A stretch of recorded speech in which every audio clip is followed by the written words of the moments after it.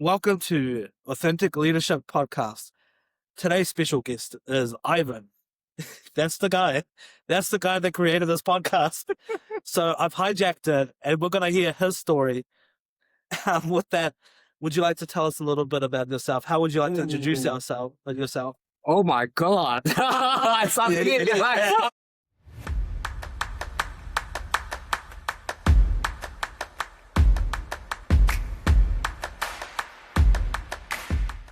This is good. Okay.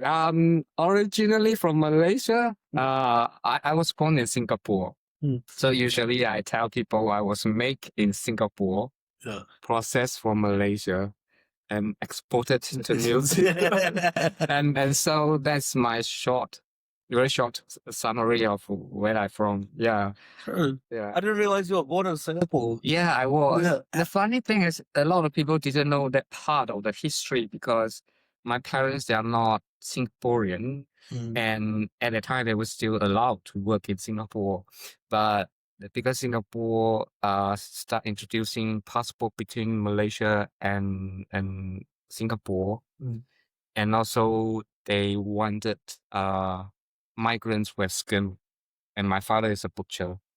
So he wasn't qualified enough. Wow. So eventually he has to,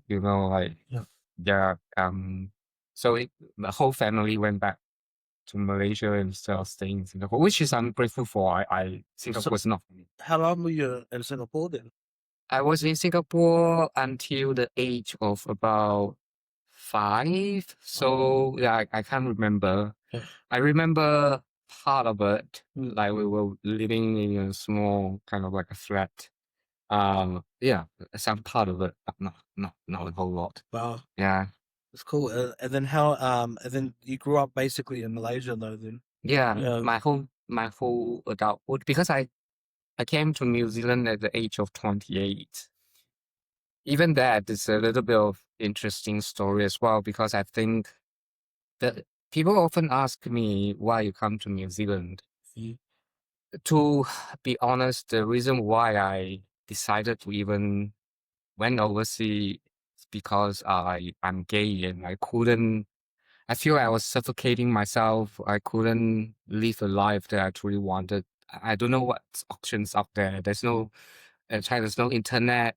I don't know what being gay even means. I just need to leave, and I was pretty actually suicidal and depressed just before that, and have a meltdown at home because I had a fight with my mom, um and that's where the whole thing happened, and then yeah.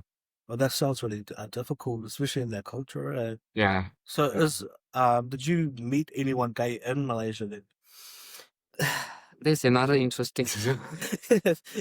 Was it like an underground network of gays? Like, No, not at all. But I have my first boyfriend. And my first boyfriend is in the high school, and this guy who now married and all that. There's a two aspect that I want to share is and he really liked me, I can sense, but he's very straight. I wouldn't even think he has any interest, but he always, I feel very excited when he's with me, and like a little boy, I couldn't really figure out why. So when I move away from the city, because I constantly move, my father, who's a gangster, and oh wait, what? Your father was a gangster. So yeah. Okay, we'll come back to that. and so yeah, and I went back and stayed with him, and I felt I just had this desire to tell him. I just feel this strong desire to tell him how I felt about him, and it turned out he was. Another thing I want to share is I didn't know he was bisexual. I knew he wasn't gay because he dated women after me, and I couldn't really understand why. I thought he was just pretending to hide his identity. Not until I watched the Netflix Heartstopper, where Nick, portrayed as a bisexual man. And I watched the whole series and I have this epiphany. It's like, fuck, that's me and him. Yeah. It was just so into me, I didn't even see it. That is how Wow. unsure I am about myself. When the guy into me, I can't even tell. I'm in the same boat with a lot of women as well. Yes. And, you know, it's hard to tell sometimes. Yeah. It's like you got to be very open and very direct and say it, you know. But often that's not how people communicate, though. No, No. not at all. So, Yeah, and for that reason, he's my first boyfriend, first love. And then after that, I didn't dated anyone with heart because there's no gay scenes there. There are a few cruising spots where people go and do things. Where men go and meet men Yeah. for handshake. Jeez. Okay. Yeah, yeah. So Kevin, because in Malaysia, homosexuality is illegal, right? It's legal and it's criminalized as well. Yeah. Yeah. But still, under that, people are still meeting up secretly, and Yeah, I mean, like now there are places where similarly there's places where like gay bar and other places are still opening and not just that. Recent before Christmas there was this place where it's like a bathhouse. Men go and have sex with men and there were a lot of guys being caught in the place because it's considered illegal. However, there's no evidence that they were having any. it's a clubhouse. Yeah, Guys just meeting up. yeah. So they couldn't really charge anyone in the end, but people were being filmed and yeah, many individual lives will be destroyed. So I feel really sad. Yeah, it's sad reality in some places where people can't be their authentic self. Yeah. Forced to sort of hide their identity. Yeah. Yeah. And then you're right, there's something that I can never do because I'm so gay. Like the spectrum between 0 to 100%, I'm 150% gay. I have never shown interest in any female and in my whole life. And in some way I always see females is the same gender as I'm not, like having any gender identity, like desire to become a woman. However, in a very feminine, nurturing side of, like kind of behavior, I'm more toward that. So I leaning toward connecting with female more. I mean, even before I came to New Zealand, to be honest, I don't even know how to talk to a guy. I know I have friends. I have no friend. But I don't know how to genuinely connect to a man. Part of the reason because my father never really there for me from young age, and I grew up with 3 older sisters, and I'm the youngest son in the family, and then my mom, and I always been kind of perform as the male figure to take some form of responsibility to do certain things, look after them emotionally, being confined with my mom, with her loss of my father, missing him, uncertainty, and even because of my father, I pretty much move home every 2 years or fleeing from state to another state, or even unable to disclose where I live, have to lie about, of course, like his occupation. You can't say to the school teacher he's a gangster. I never allowed to invite anyone to my home, or when invited, I also not able to go to my friend's birthday party, and I was warned from my father, if any car following me, I have to run. Like let me how to. Wow, that's really difficult. Yeah. And how old were you when he sort of said it? 13. 13. Yeah, not until like I was about 16, I was able to. I wouldn't call it freedom, just because no one at home, everybody left. I have to look after myself, and I didn't even know there was the chronic depression I had at the age of as young as about 16. Wow.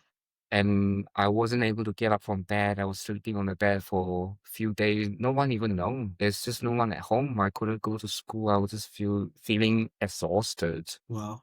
I couldn't even get out, and there's just no one at home. Yeah. No one knew it. Wow. Until I studied psychology, looking at like all that and putting it together, I was like, oh, there was chronic depression. That's amazing. And well, it sounds like a really difficult journey. So, where were your sisters and your mother during some Yeah. of this? Yeah. I mean, I'm very fortunate, like we're very close, till today. They are still my angels, especially my mom. Yeah. Every time I try to talk about that's what happened. Every time I talk about this story about that, I'm trying to find it. I have a question. It's all right. Oh, you I need to start preparing tissue box though. Yeah. This is a very heavy podcast. No, every time I talk about because if not for her, I wouldn't be here. Yeah. That's for sure. Amazing woman. Yeah, she loved my father, but to a point where it became embarrassed because she sacrificed all herself, including us. Wow. And that was the biggest mistake, I think. Not that she's aware of, just a very traditional Asian woman trying to do her best. Um, and yeah, I'm very fortunate. Like she single-handedly raised us. Wow. However, there were times where she had to go to Australia as an illegal migrant to work under the table to pay fees for my sister's study, for us, for living costs. And so my sister was in Singapore. My third sister, she's, like also not living with us. So like having her own life and my father nowhere to be seen. So I was just left alone, and there were times where electricity bills or rent wasn't able to pay. I had to pretend like no one at home, shut all the door and wait. And so when people come and knock on the door, I just had to hide and not make a noise. Yeah. So did you find out much about your father's activities and where he was during these times? I mean, there's a thing. I wouldn't even know how to categorize him, not until when I became adult and reflect some of the things that he taught us, me especially, and also some of the activities that he might disclose to my sister and my mom. Then only their pieces make sense to me, like who he is and who he was. And that was a hard bit, like to realize my father's, like he affiliated with, like optimizing things that probably not supposed to. But he's a great person, like he has a great heart. Unfortunately, gambling really took a toll on him when bad choices was made, and those were his downfall. And hence, like there's two things I never touched in my life is because of my father once gambling, because I see how it pretty much destroyed our whole family. Wow. And there's one thing. Another thing is that because of that, I never touch any form of gambling. I just can't. What were the impact? Like, how did it affect your family? Yeah. First is they in New Zealand call it gambling harm, and I understand because it took away his my father became someone else. It's like any addiction, Yeah. right? He just consumed with the need to chase the high. Yeah. And that high is gambling. And he will also use all his money, whatever when I can, to gamble. Yeah. And even sometimes come home and ask money for my mom, for the same reason. And as I mentioned, my mom, she's a very traditional Chinese, believe in stand by the husband for bad or worse. Not as good time, which is not many years for her before that. And she would she would do whatever she can, and then consequently she unable to pay rent, and then we don't have money enough to do what we can. The worst time ever was she mentions to us like we were so poor at one stage. She was thinking about prostituting herself to feed us. And in Malaysia, there's no welfare system, so you rely on yourself. Like there's no support and whatsoever. So I'm very grateful to have a mom. Cool. Sounds like a very powerful, strong woman, Yeah. She raised you, you and your three sisters, and had to put up with, this criminal, gangster father of yours as well. Yeah. Are they still around today? Yeah, they are. They both still in Malaysia. And everything's still pretty much the same. We still don't know where my father lives. We never knew. Really? Because there's two reasons, which is legitimate. Because I remember he say, if we get caught or anything that happened to him, at least there's no association with us. Right. I was told even when we saw him outside, unless he say hi to us initially, we shouldn't say hi to him. Oh, that's Yeah, and there's reality, and even in like because we live in a different city. Sometimes I even forget he doesn't live in the same city as us. wow. Even when I went back to Malaysia, and then my mom said, "Oh, you should have catch up with your father because he's in here." I say, "Oh yeah, I forget he's." Well, it sounds like he's moved all around as well. Yeah. So you mentioned when you were younger, you guys moved around a lot, Mm. but it was often your mum and your sisters and you moving, and then your dad being somewhere else. Like he was never with you. No. But Yeah, that's very good. Yeah, no, he never. never. Yeah, he'll move us to different cities so that to make sure that we're safe. I mean, like there's certain things I still respect, despite all the wrong decisions. Is within that wrong decision, he still make some good decisions. Including not to like expose us to his world. Yeah. And it's a very interesting characters, and like when you talk to him, his world is so different. He doesn't see the goodness, kindness that we see because he saw a lot more darkness in life. So his perceptions and worldview is, you talk to him, you'll find that like he's almost like another person in another planet because of what he witnessed. Yeah, he's. I know he loved me. We never have a good relationship, and last year, after I left my job, I really have to regroup myself. So I went to this place and I meditate. And then during the meditation, something happened in me. I decided to forgive my father. Wow. Because I realized that it wasn't that he never loved me. It's just he didn't know how to show me the love he had for me. I think when I love very deep. Wow. Like it's too deep that probably he doesn't know how to carry it. And so I wrote to him and say to him that I never was angry at him. I was just angry at that he doesn't show me love. And so since then we've been texting each other every day. Oh wow. Even just a meme, like just send a meme and say good day, good morning, but it's better than anything else. And he called me twice already this year. Like never happened. And just talk to me and even a few words. I said 3 times this year itself. So yeah, I'm adult enough not to need a father love anymore, like. But it's so nice that you do have that today, though. Do you find crying is quite healing, though? Yeah, I mean, like when I talk about my mom, my father, it wasn't cry of sadness. It's just cry of love. I love them, like I love, but it's also a very complicated type of love. And grateful, like despite all that, I'm still grateful that they did what they can. Yeah, it sounds like they both really did the best that they could. So it sounds like you haven't had as much interaction with your dad through your life, like. Yeah. But you've gotten to know. Have you gotten to know a bit about him and is like what led him to this?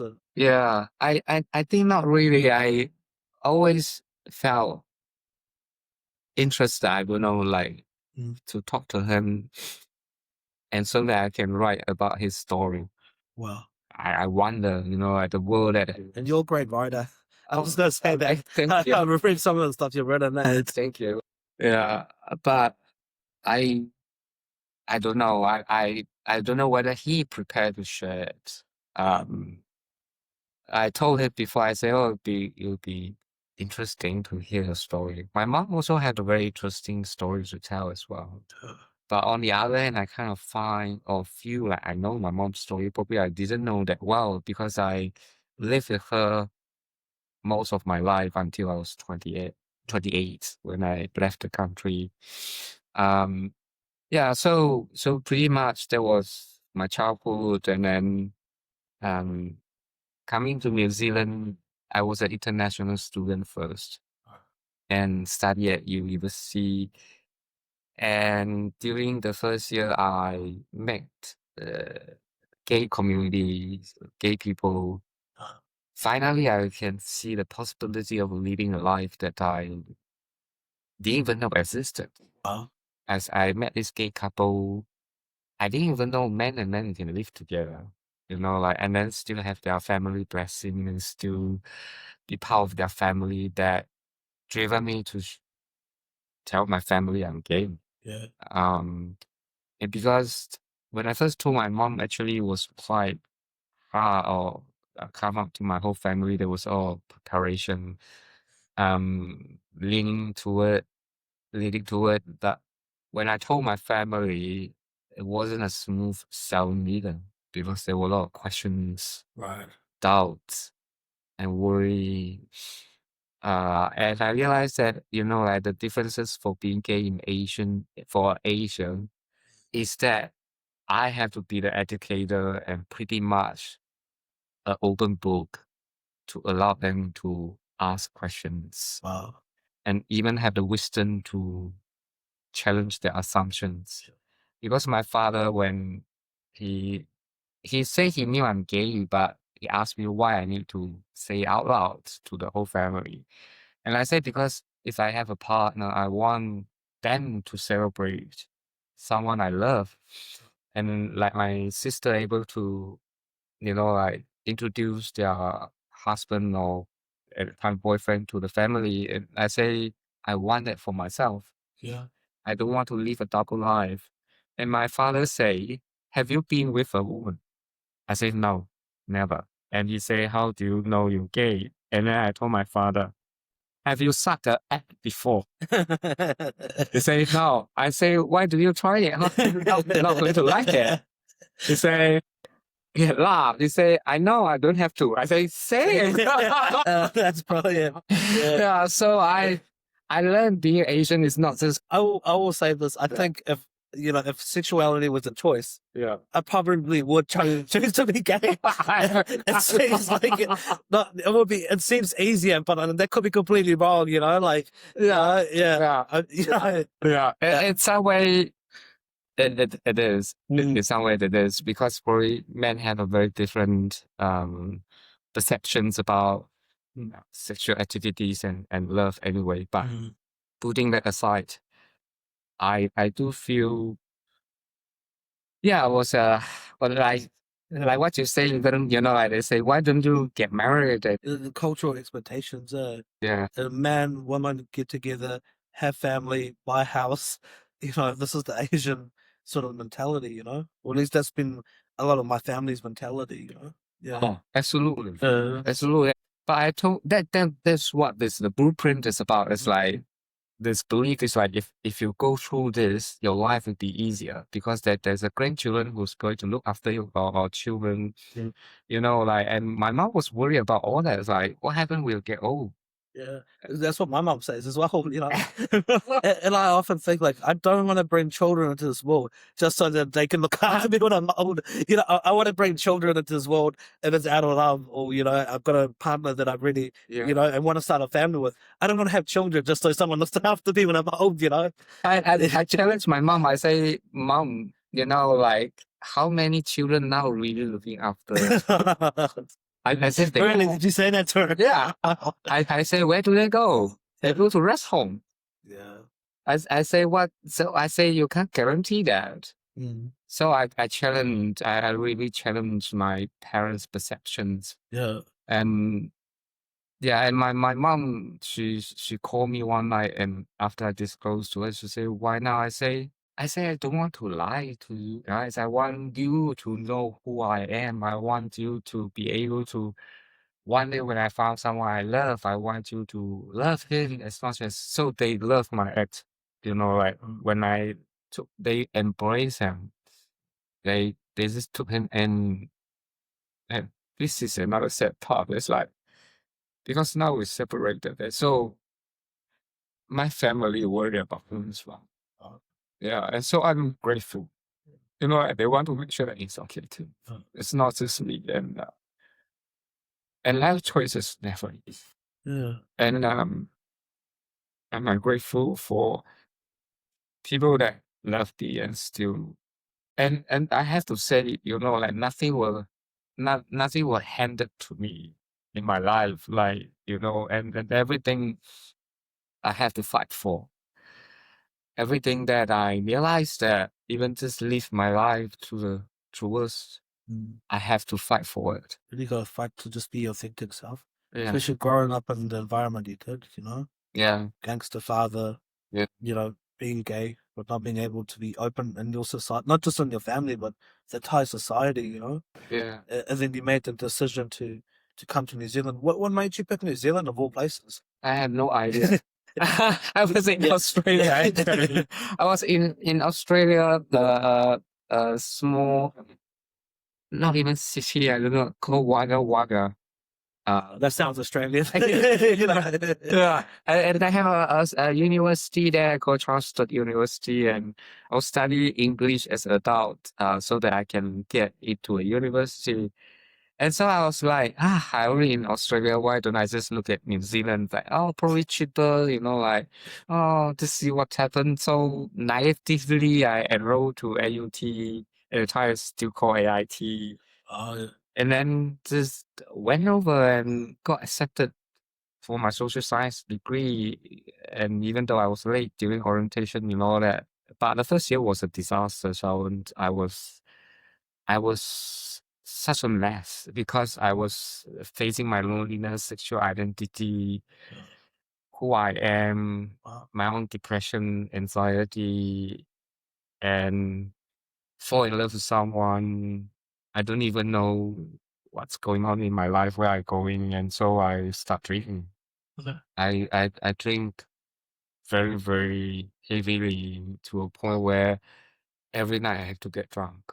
And because at the time I just came out to my family as well, and I felt like there's no one around me, and so I felt alone. And I remember I was, I only have like I don't know how much left in my bank account, and I have to do either one thing is to buy alcohol or to pay rent. And in my mind, I was like, I have to choose.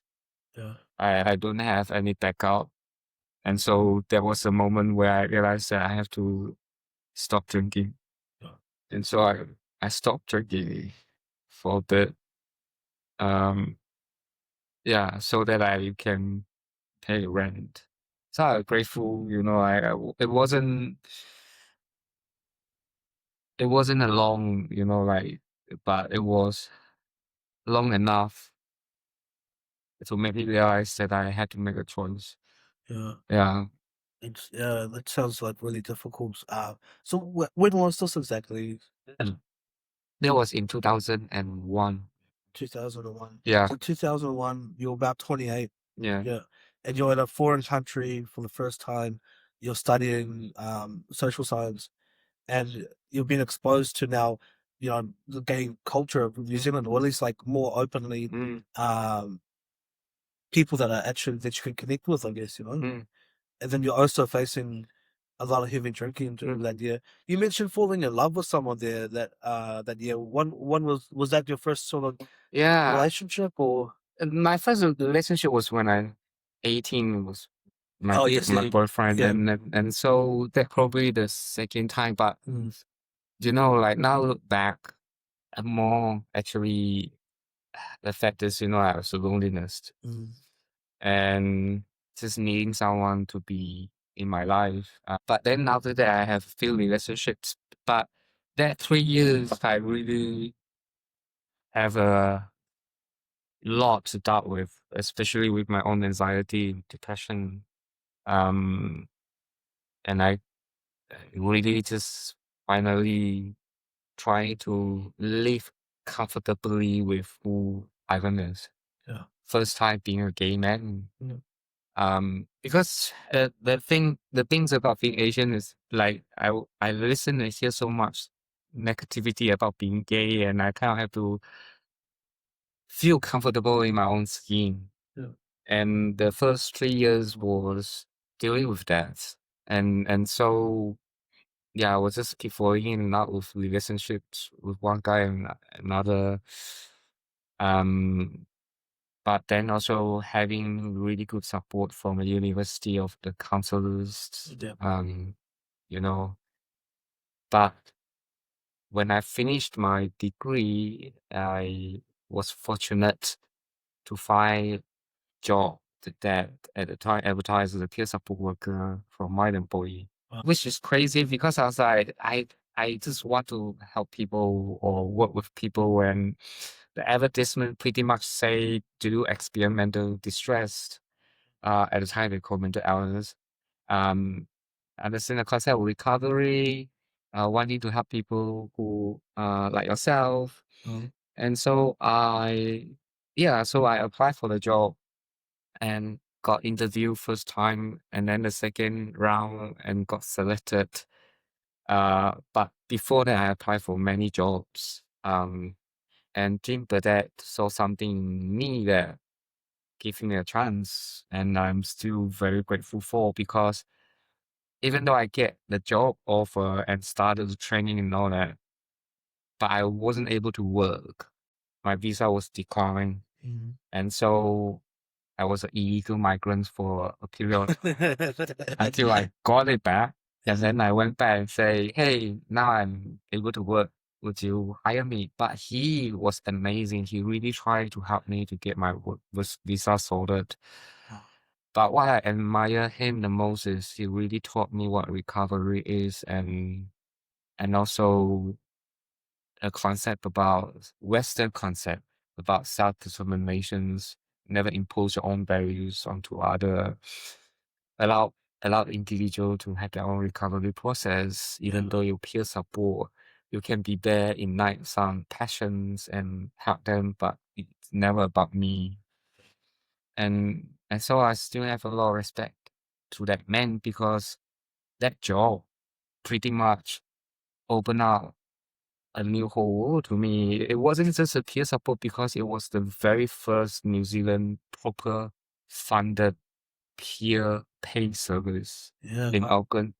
So you would have been one of the first peer support in the country. Yeah, Wow. yeah. They were paying to do the work. They were people, AA, they considered peer as well. But in that time, we were very new. A lot of clinicians were really doubtful about who we are. We have to actively go out and do promotions. Meeting clinicians, doing presentations. Wow. And letting people know who we are, how we work, what model we use.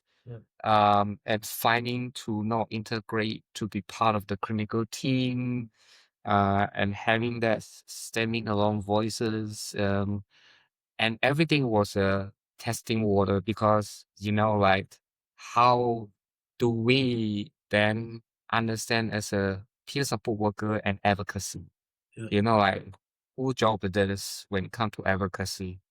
And then I was constantly asked to become consumer advisor, where it's not my job. What? But I was the only Chinese who willing to say I'm crazy. So You're not crazy. You had a very colorful life, is what I'm hearing. pretty much, right? You've had a very interesting life, is what I'm hearing. I don't know. But at the time, like, it's pretty much this, because they want a representation, but I wasn't even sure how to do all this job, because I was so new. But I keep given this amazing opportunity, even when I realized that a Western biomedical model does not represent Asian population, seeing how Asian and Pakia clients behave differently and start wanting to change the system, advocating for this demand campaign for Asian communities, and then put me in touch with Mental Health Foundation to start the Chinese Like Mind Video project. All that I didn't even know what I was doing. I was just passionate, driven by passion and calling people, asking people. I don't even know what exactly Ministry of Health does, and then they put me in touch with them, and then Mental Health Foundation, and then they start to talking to each other, invited me to start an advisory group, asked me who can I invite, and Shelwin, I really didn't know. I was just this person who That's amazing. I know, but I'm grateful, man. I was really grateful to be entrusted by. They didn't see me as someone who have an answer. They saw me as someone who really passionate. Yeah. That's amazing because you kind of help lay the foundation for like people like myself that have become peer support, and they probably didn't know what they could get out of peer support as well because it was so new. Like you were saying, you were sort of going around and trying to tell people about peer support and advocacy. So some of these projects they probably didn't even know, like they sort of invited the peer support, but your passion and your energy, it sounds like you made a lot of impact in different spaces there. Yeah, that's why I felt very humble even, like I would never teach, my identity as the peer supporter way and live experience because that truly is how I started. I started from because of my own life experience. Yeah. But now when Jim retired, they have a celebration, and so I went to his retirement party. I told him, I say I just grateful. You mentioned he showed you what recovery looks like. Mm. Like how would you, if you were to define, because it's so hard to define what recovery is. Yeah, but if you were to try to define it, how would you say it? Yeah. And I mean, the recovery is just a word. And the truth is it never linear. Like your title when you suggested evolving, that is exactly it is. Yeah. It never stays the same. Yeah. It never stays the same every day, every year, different stages in your life. And also it has to be defined by the person who's in a recovery. Yeah. Even other people might disagree, but to honor that and to embrace that is the most important thing. By other people, of course, if as long as we know the person, I don't like to say this, it's not about safety either. It's whatever that person is doing is not impacting on their wellness or well-being in the daily life. But again, who to say that as well? Because that's why it's not black and white. And also it has to come from that person. I think you're right. It's one of the key things, isn't it? Yeah. It's person-centered. We can have this vision of what recovery is and what someone's path should be and what they should do and how. Yeah. But as soon as we start doing that, we're stepping outside of peer and out of recovery. Yeah. Yeah. And Jim hated how clinicians holding hand of the person because how do you grow? Yeah. How do you grow when you be held hand through the recovery and say this is the journey you should take? And then that was the biggest battle that we're trying to fight at the time. Is like not to be integrated, to be part of the clinical team. Right. And because then we will lose our authenticity and our voices. It's fear-based as well because they worry that what we doing is going to be creating, a challenge or contradictory to what, the clinicians plan and put together.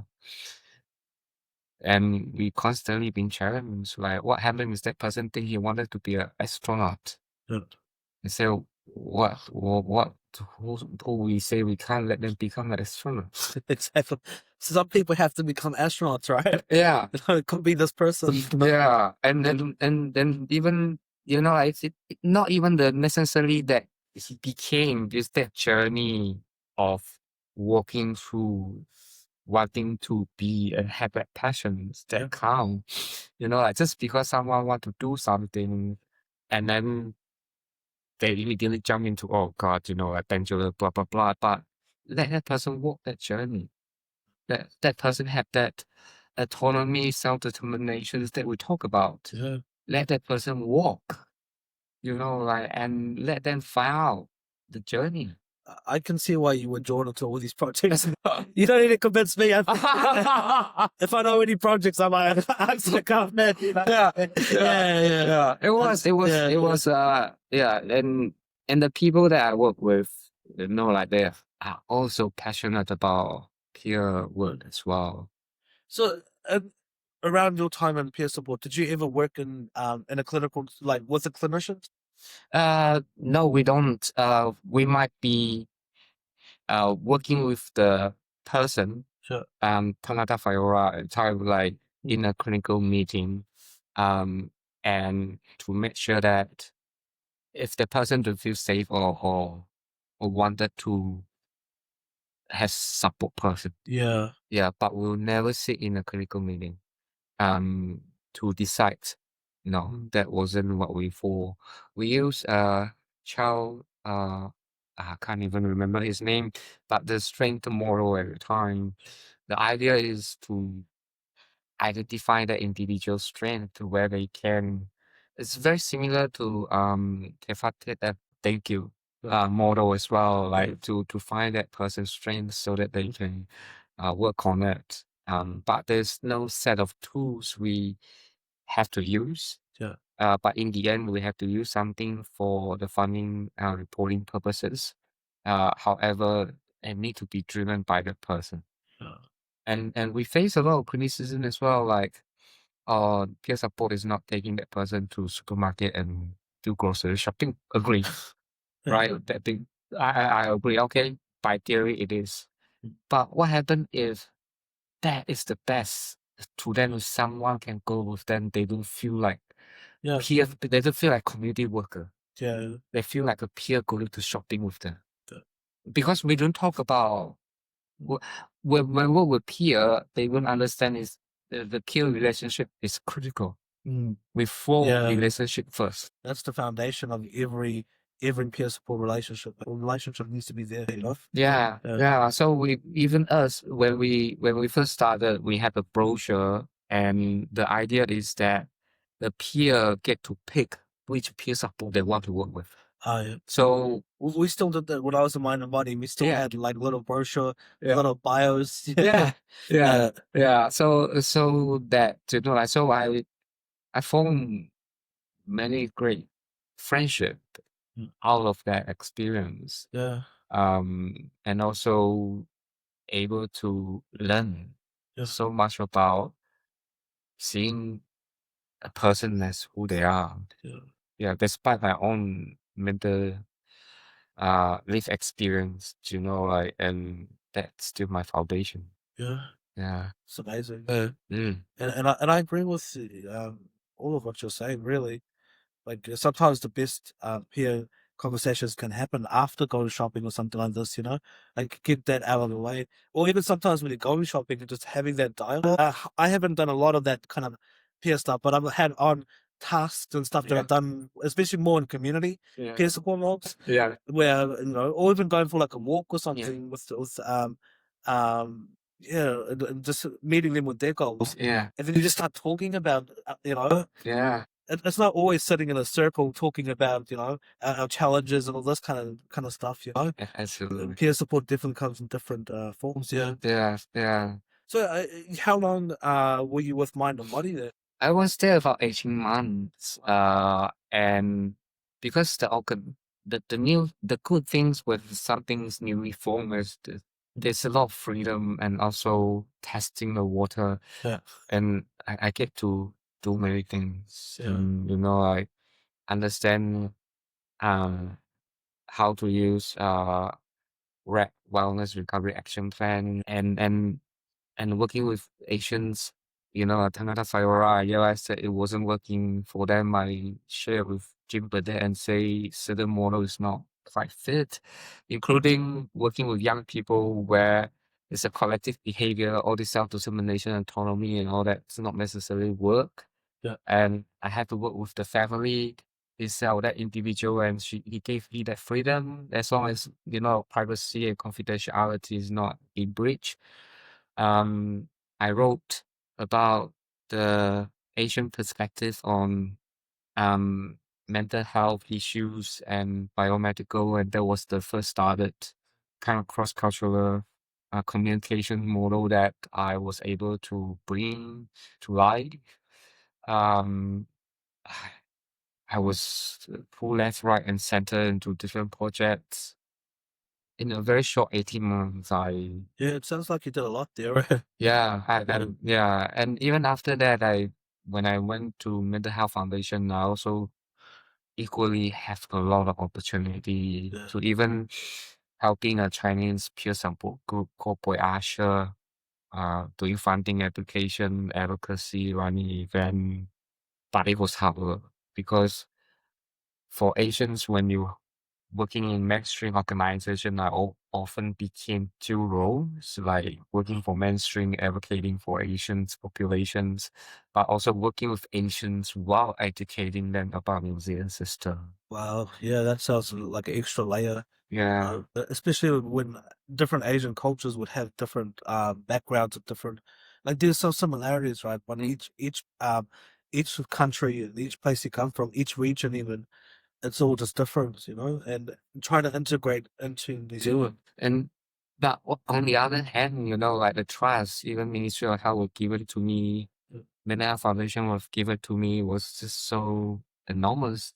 And then I also have an opportunity to work on the suicide prevention projects at Mental Health Foundation as well. And as I seconded to Auckland PHP for about 7 months doing suicide prevention work as well, and with the Pacific communities and at the time. And You've really done it all, eh?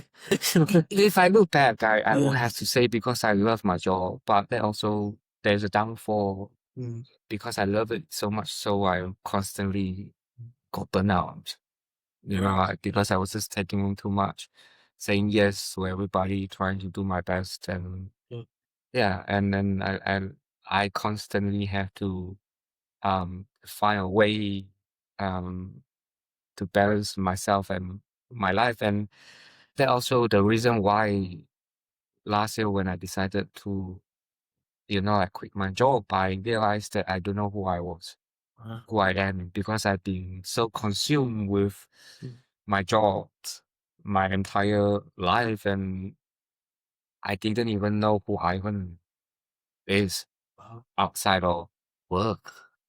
And the article, like joining with loneliness, it was the reflections because I also trying to prove to the world who I am.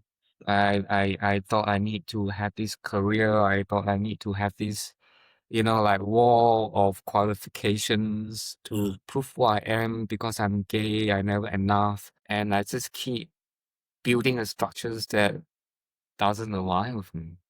I actually a very creative person. My first diploma was fine art. My first desire was to become a fashion designer because being gay and father said, man, the fashion. Yeah. And so now I do dancing, learn, like hip hop, even do open heels for women, but I decided to give it a go and just fully embrace who I am, like to a T, with like doing my creativity work with podcasts. Again, I would never do it if you asked me 10 years ago. It's like I would just think it's nuts. Yeah. And so I feel like I have given a second chance in my life to really just, yeah. Well, you've had many, well, not second chances, but shifts in I guess, identity. Even moving to New Zealand at 28. having to adapt to a whole new, whole new country, our cultural norms and everything, and now shifting into your own space.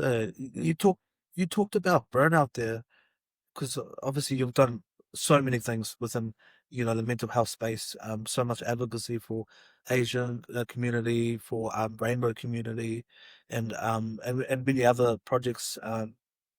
How do you what is because everyone talks about burnout these days. It's so common. It's everyone's burnout, but what is burnout? Yeah, good questions. Oh, by the way, I was in a documentary about men's like us, Yeah. about suicide prevention as well. So yeah, you're right. Contribution to rainbow community, I forget.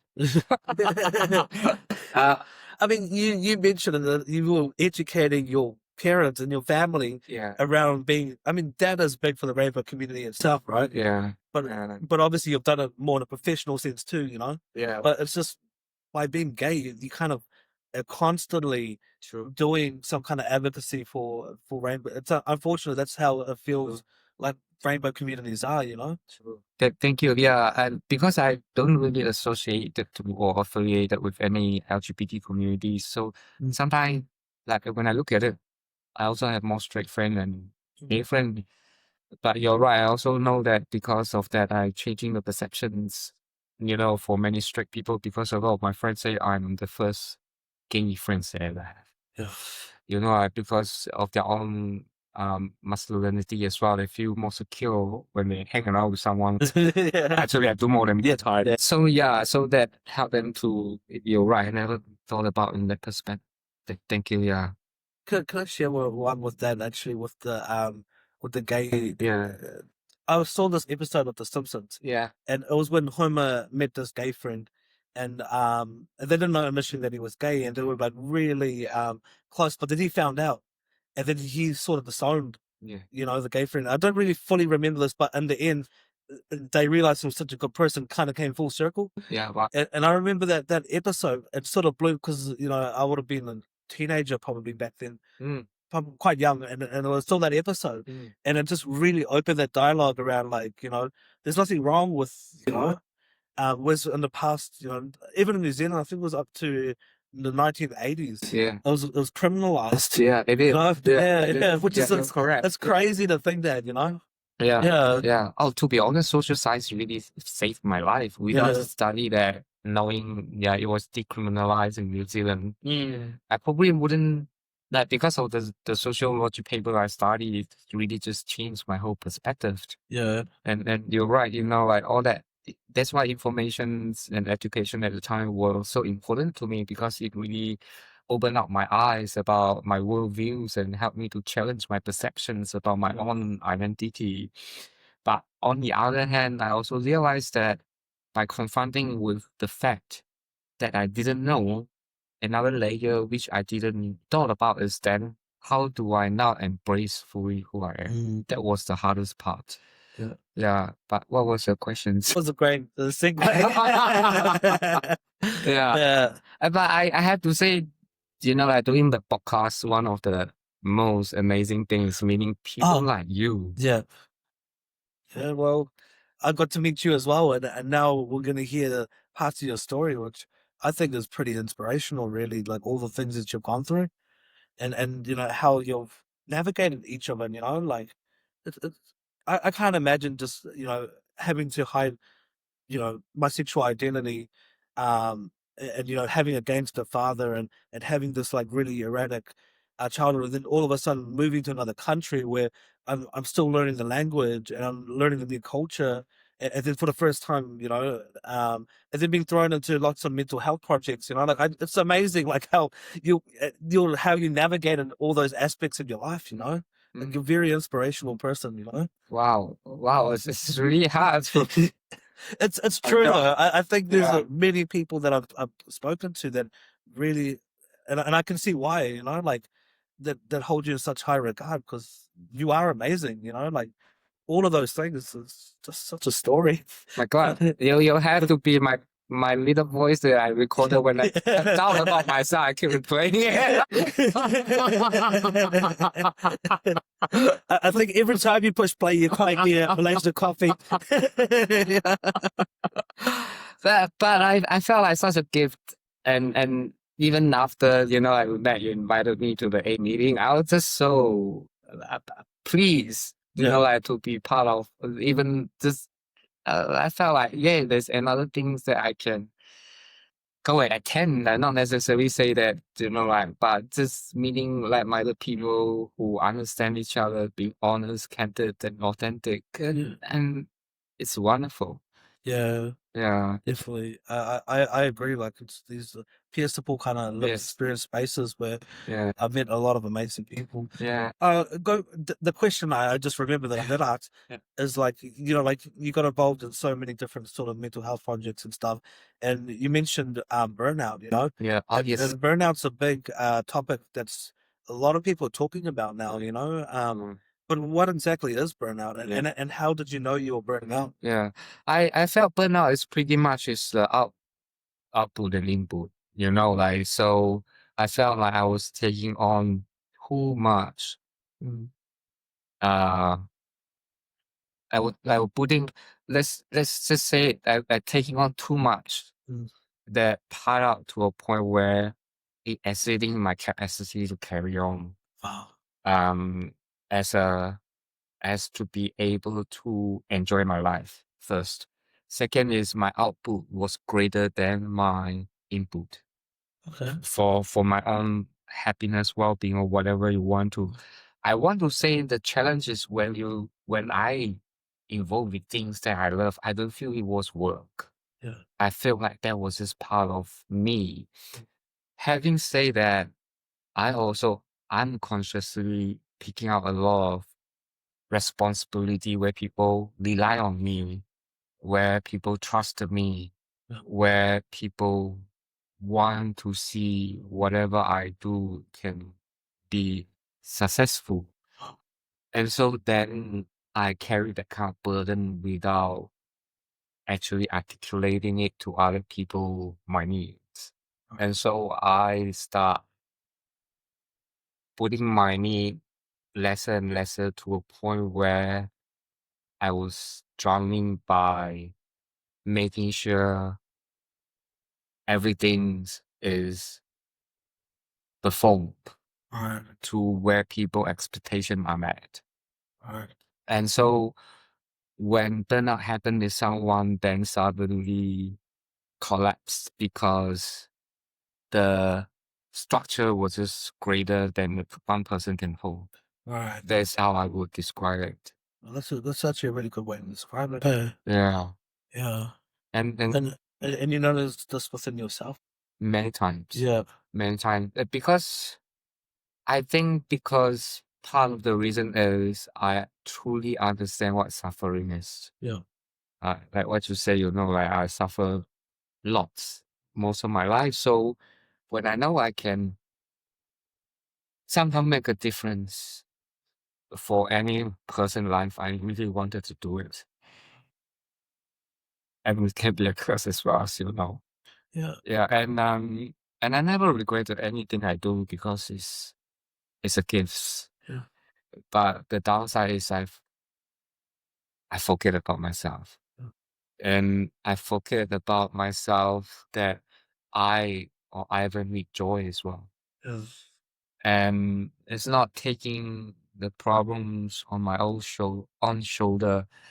But if my foundation is not solid, that's what happened. My foundation wasn't solid. Yeah. And that's why whatever the structures that in the end I hold couldn't be stabilized. And so the last years has been just peeling back every layer of myself and how can I make sure that I have a solid foundation. So that's what I've been doing pretty much. Just finding things that truly align with who I am. Yeah. It's amazing. It sounds like a lot of your life has been around finding identity, Mm. and this is still a part of that process. So finding Ivan outside of work, and, like, you've done amazing things within, the mental health space, but who actually is Ivan? Mm. You know, and who would you? If I was to ask you that, who actually is Ivan? How would you answer? I can honestly tell you, I'm not too sure I can actually answer that just quite yet. But I know, I know one thing is I still finding out who Ivan is because I rejected myself for such a long time. Even when I thought I was embracing myself, part of me I was still rejecting myself because I just try to please everybody. I never look at myself and say how I can please Ivan. But I know one thing for sure is I know I love deeply. Like if I in love with someone, like truly in love with someone, and the love is deep. And I know I feel big, like when I have emotions, it's almost like a ocean's big. Wow. I also know that I don't know how to pretend, and probably that's been my challenge in my life. I also know that I don't know how to lie either. I'm not good at lying. Uh, but I also know, um, for one thing is, yeah, he's a good person. Mm. He's trying his best. I think he's a good person too. Thank you. So